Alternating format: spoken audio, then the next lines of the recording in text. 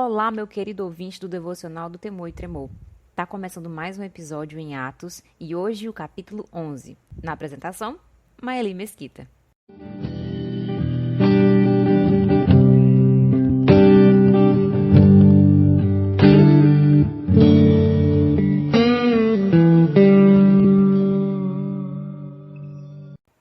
Pegue sua Bíblia e acompanhe comigo. Atos, capítulo 11, do versículo 1 até o versículo 18. Pedro justifica-se perante a igreja. Os apóstolos e os irmãos que estavam na Judéia ficaram sabendo que os gentios também haviam recebido a palavra de Deus. E quando Pedro subiu a Jerusalém, os que eram da circuncisão discutiam com ele, dizendo: Entraste em casa de homens incircuncisos e comeste com eles. Pedro, porém, começou a fazer-lhes um relato ordenado, dizendo: Eu estava orando na cidade de Jope e, em êxtase, tive uma visão.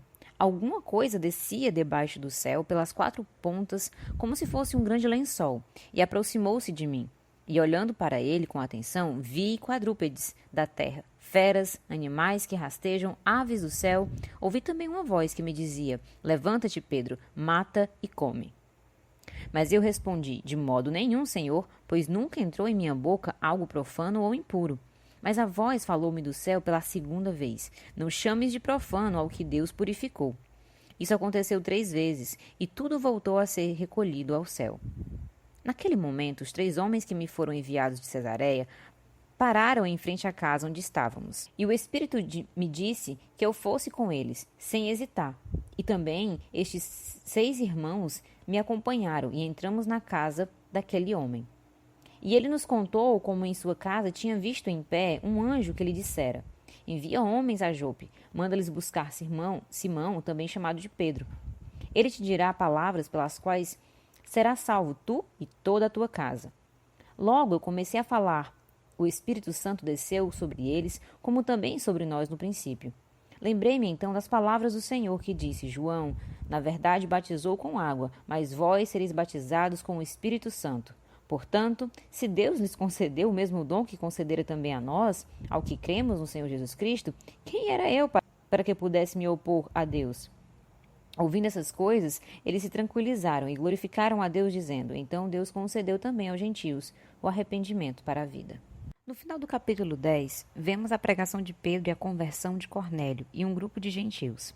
A cena final dessa história de uma conversão gentílica se passa em Jerusalém, claro, e Pedro precisa se defender das perguntas pertinentes daqueles judeus cristãos que eram da circuncisão. Ora, o gentio que se tornasse cristão não deveria então submeter-se também à lei? E o que Pedro então estava fazendo visitando um gentio, comungando e entrando na casa de um grupo gentil?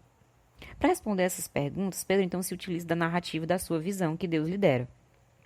E também da visão de Cornélio, que testificava então assim o propósito de Deus chamando os gentios ao arrependimento. Os que eram da circuncisão queriam saber por que Pedro havia entrado na casa de gentios e comido à mesa com eles. Bom, primeiramente, no versículo 2, nós temos então, versículo 3, na verdade, nós temos essa frase, né? Entrastes em casa de homens incircuncisos e comeste com eles. Primeiramente, entrar na casa de alguém quer dizer hospitalidade. Então, você está visitando a outra pessoa e tem algum vínculo com ela. Está entrando em comunhão, comungando com ela. E para piorar a situação, Pedro também havia comido com os gentios. Para esses da circuncisão, para o judeu, não havia mais nada do que profano do que a comida de um gentio. Dentre essas comidas, poderia aparecer um porco. E que era uma abominação, algo inaceitável para o judeu. Então, Pedro havia não apenas estado na casa de um gentio, mas também comido com eles, participado da comunhão, do partir do pão, algo muito íntimo. O gentio, além de ser alguém fora da aliança, ele também havia práticas que não eram aceitas pelos judeus. Era alguém impuro, sua comida e suas práticas. Mas, antes disso, Deus já havia preparado o espírito de Pedro, dando a ele uma visão. E é essa visão que ele vai usar como argumento, não apenas a sua, mas também a visão de Cornélio. Na visão, que ele fala dos animais impuros e dos animais puros, ele começa então relatando que teve um êxtase e que Deus havia o mostrado como um lençol. E nesse lençol, que ele via com atenção, havia feras e animais que rastejavam e aves do céu. E então uma voz dizia a ele, para levantar, matar e comer. Não apenas matar, mas também comer. Então ele, com suas tradições judaicas, diz então ao Senhor, a essa voz, que de modo algum faria isso, porque não entraria nada na boca dele que fosse impuro. A voz do céu, então, chama ele e diz, olha, não chame de profano aquilo que Deus purificou. Preste atenção, purificou. Isso não aconteceu apenas uma vez, mas 3 vezes. Até então o lençol ser recolhido ao céu e os animais também subirem juntamente com esse lençol. Então, Pedro passa para outra argumentação. Utiliza, então, a visão de Cornélio para testificar o chamado de Deus aos gentios. Ele fala que Cornélio, sim, também foi levado por Deus a ter uma visão em que ele estava chamando e falando sobre ele, sobre Pedro. Assim, é mais um argumento que ele usa para testificar o chamado de Deus aos gentios. Não parando por aí, Pedro então continua a sua argumentação, dizendo a eles que eles receberam o Espírito Santo, o mesmo Espírito Santo que eles receberam, os judeus receberam em Pentecostes. Então ele diz assim, a partir dos versos 15, ele diz, logo que eu comecei a falar, o Espírito Santo desceu sobre eles, como também desceu a nós no princípio. Assim, utilizando desse argumento, ele também relembra aos próprios judeus sobre a palavra de Deus, sobre a promessa de Cristo, que ele diz o seguinte, versículo 16, ele disse, lembrei-me, portanto, das palavras do Senhor que disse, João, na verdade, batizou com água, mas vós sereis batizados com o Espírito Santo. Ora, se Cristo disse assim, logo, então todo aquele que recebeu o Espírito Santo é um salvo. E aí ele argumenta, dizendo, portanto, se Deus lhe concedeu o mesmo dom que considera também a nós, ao que cremos no Senhor Jesus Cristo, quem era eu para que pudesse me opor a ele? Ou seja, voltando ao versículo 9, mas a voz falou do céu que pela segunda vez não chameis de profano ao que Deus purificou. Como poderemos chamar os gentios então de profanos ou de impuros se Deus havia purificado pelo Espírito Santo, pela graça de Deus? Então ele convence assim os seus ouvintes, glorificaram a Deus, dizendo que Deus concedeu também aos gentios o arrependimento para a vida. A visão dada por Deus a Pedro não é apenas um confronto ao preconceito dos judeus e dos da circuncisão. É também ao coração preconceituoso do próprio Pedro para com os gentios. O medo que Pedro tinha de ser julgado pelos seus irmãos. E também é um testemunho de que por meio da graça nós somos todos purificados pelo sangue de Cristo e não somos mais impuros. Enfim, eles poderiam ter muitas diferenças culturais, raciais, étnicas, que até então os separavam. Porém, com o Espírito Santo de Deus, com a salvação, isso os unia. Isso os unia em uma só família, a família de Deus. Assim como está escrito em Efésios 4, a partir do versículo 5. Há um só Senhor, há uma só fé, um só batismo, um só Deus e Pai de todos, que é sobre todos, por meio de todos, em todos. E cada um de nós foi concedida a graça, conforme a medida repartida por Cristo. Partida para nós, que somos gentios, adotados mediante a graça de Deus. E não precisaria mais de uma circuncisão, assim como Cornélio não foi salvo pelas suas boas práticas e a sua piedade.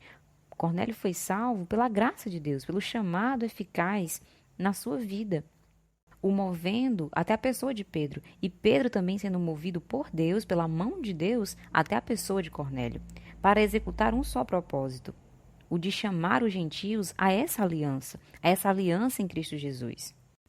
Paulo fora separado para esse ministério também, de pregar aos gentios, separado por Deus, ele que perseguia antes a igreja, a ser perseguido para executar esse propósito.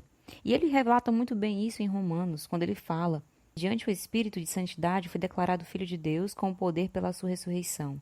Por meio dele, por causa do seu nome, recebemos a graça e apostolado para chamar dentre todas as nações um povo para a obediência que vem pela fé. E vocês estão entre os chamados para pertencerem a Jesus Cristo. E no capítulo 1 de Romanos, no versículo 16, ele diz, não me envergonho do Evangelho, porque é o poder de Deus para a salvação de todo aquele que crê, primeiro do judeu, depois do grego, porque no Evangelho é revelada a justiça de Deus, uma justiça que no princípio, do princípio ao fim, é pela fé. Como está escrito, o justo viverá pela fé. A fé que foi dada por Deus e o Espírito que foi prometido por Cristo, que ele desceria e converteria o coração dos homens, convencendo do pecado, da justiça e do juízo. Esse mesmo Espírito que havia descido não só aos judeus em Pentecostes, mas também na casa de Cornélio, através da pregação de Pedro. Como ele relembra no versículo 16, vós recebereis batizados com o Espírito Santo. E essa promessa tem se cumprido. Todos os povos são chamados à conversão, a olharem para a cruz e serem salvos. Assim como no versículo final desse trecho que diz: então Deus concedeu também aos gentios o arrependimento para a vida. E que coisa boa é unirmos então em uma só família, judeu, grego, todas as raças, línguas, povos e nações, todos em uma só família, a família de Deus, por meio da adoção em Cristo Jesus. Princípios podemos retirar aqui para o nosso dia a dia. Primeiramente, diz que nós não devemos fazer acepções de pessoas. Nós já vimos isso em outros devocionais, falando de como o evangelho ele é abrangente. E que nós não devemos desistir de pregar o evangelho para aqueles que parecem ser com o coração mais difícil. E que Deus se revela, assim, com sua misericórdia, da forma como Ele quer, atraindo a quem Ele quer. Por meio das abordagens, de revelações especiais, sobrenaturais. Deus é poderoso para revelar o seu evangelho da forma como Ele quer, levantando-se homens para um propósito. Vimos isso em outros devocionais, sim. Mas nesse nós temos que ver algo um pouco mais especial. Por quê? Às vezes o nosso legalismo pode nos impedir de levar o evangelho a pessoas que estão realmente necessitando. Levar o evangelho a todo aquele que crê. E que o poder de Deus é suficiente, sim, o evangelho é suficiente, sim, para transformar a vida de cada um, aqueles que ouvem e recebem e creem no nome de Cristo Jesus. E que é preciso, muitas vezes, nós lembrarmos, até mesmo os mais religiosos, das promessas de Deus e de como Deus age. Outro ponto muito importante que a gente vê aqui é que Pedro e Cornélio têm a mesma visão a respeito do chamado aos gentios. Deus impulsiona Cornélio e também impulsiona Pedro. O que é muito interessante é que Deus sempre testifica os seus propósitos. Não apenas uma pessoa, mas duas tiveram o mesmo chamado de se encontrar, para que algo acontecesse, para que aquele propósito acontecesse, se realizasse na vida dos dois. Então Deus, quando Ele revela algo, não está fora de sua palavra.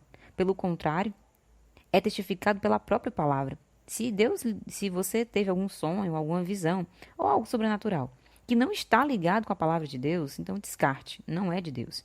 Porém, as coisas do Senhor são testificáveis, ou seja, elas testificam com a sua palavra. Elas testificam com o Espírito Santo, porque é Ele que move os corações e dá dom aos homens.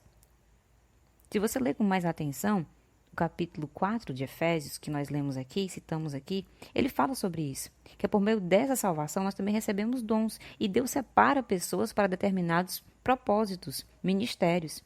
Assim como Pedro foi chamado, e Paulo também foi chamado a pregar para determinadas pessoas. Paulo aos gentios, e Cornélio a ser o primeiro gentio a se converter. É fundamental para que nós, como cristãos, entendamos como Deus age, como o Espírito Santo age para convencer o coração de um pecador. E está sensível a essa voz, assim como Pedro esteve sensível e não hesitou em obedecer a Deus, apesar do apontar dos seus irmãos, apesar do apontar daqueles que eram da circuncisão. Que nós não possamos nos incomodar ou nos envergonhar e não pregar o evangelho para uma pessoa que está necessitando por conta do julgamento alheio. O evangelho é o poder de Deus. E aqueles que têm vergonha de serem apontados por levarem o evangelho ou evangelizarem, não são merecedores desse evangelho. Não podem seguir esse caminho. Que eu e você tenhamos, então, coragem e ousadia para pegar esse evangelho e ser obediente, assim como Pedro foi. Oremos. Santo Deus e Pai, obrigado, Senhor, por mais um devocional. Que a Tua graça, ó Pai, nos ilumine e sejamos impulsionados, ó Deus, a pregar o Teu evangelho. Com coragem, ó Deus, e ousadia. Sabendo, ó Deus, como dar conta de nossa fé, Pai Santo. Argumentando, ó Pai, por meio da palavra. Testificando, ó Deus, por meio do Espírito Santo e daquilo que o Senhor já falou. Por meio das suas promessas, ó Pai, deixadas. Que nós possamos, ó Deus, seguir firmes, ó Deus, nessa caminhada, levando o Teu evangelho, que é o poder de Deus para todo aquele que crê.